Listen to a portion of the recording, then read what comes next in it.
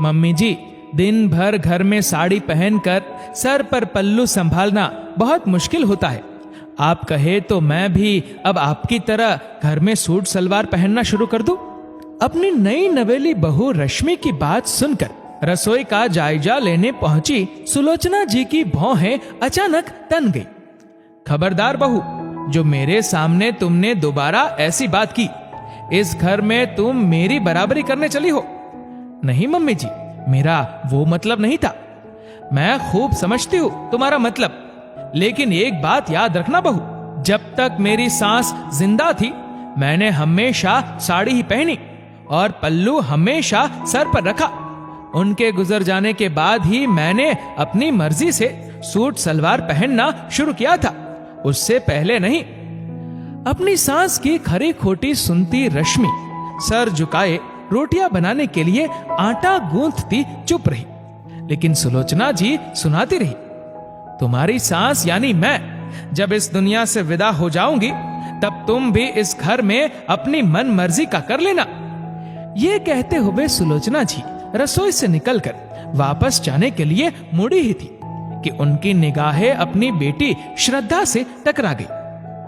सुलोचना जी की बड़ी बेटी श्रद्धा अपने 2 साल के बेटे रोहित को अपने साथ लेकर कुछ दिनों के लिए अपने मायके में रहने आई थी, लेकिन आज अचानक अपनी मां की ऊंची आवाज सुनकर वह सीढ़ियों से उतरकर रसोई तक आ पहुंची थी।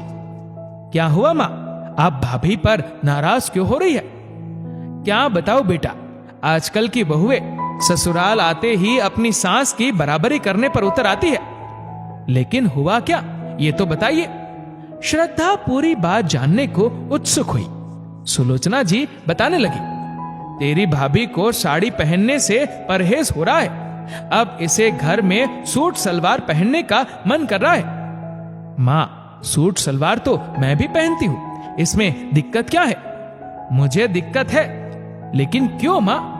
बेटा, तेरे ससुराल में तेरी सास नहीं है और दामाद जी तो खुद तुझे बाजार ले जाकर तेरी पसंद के कपड़े दिलवा देते हैं, लेकिन यहाँ मामला कुछ और है। माँ, मैं कुछ समझी नहीं। तेरी भाभी का सूट सलवार पहनना ना तो मुझे पसंद है और ना ही तेरे भाई को, लेकिन माँ, रंजित को भाभी के सूट सलवार पहनने से क्या दिक्कत है? बेटा, ये बात उसे अपने मुंह से कहने की जरूरत नहीं है। मुझे जो पसंद है वही मेरे बेटे को भी पसंद है, और ये बात मैं बहुत अच्छे से जानती हूँ। माँ बेटी के बीच समझने समझाने का दौर अभी चल ही रहा था कि तभी अचानक सीढ़ियों की सफाई कर रही घरेलू सहायिका माला के चीखने की आवाज सुनकर सुलोचना जी के साथ साथ श्रद्धा और रश्मि भी रसोई से निकलकर बरामदे से होकर सीढ़ियों की ओर तेजी से भागी। लेकिन सामने का नजारा देखकर श्रद्धा के तो मानो होश उड़ गए और रश्मि की भी चीख निकल गई। ऊपर के कमरे में अकेले खेल रहा श्रद्धा का 2 वर्षीय बेटा रोहित जाने कब सीढ़ियों तक आ पहुंचा था और खुद सीढ़ियों से नीचे उतरने के क्रम में संतुलन खोकर गिर पड़ा था। रोहित के माथे पर चोट आई थी। बच्चा बेतहाशा रो रहा था। उस वक्त घर में कोई पुरुष सदस्य ना होने की वजह से मारे घबराहट के सुलोचना जी के हाथ पांव फूलने लगे। हे भगवान, अब मैं क्या करूं?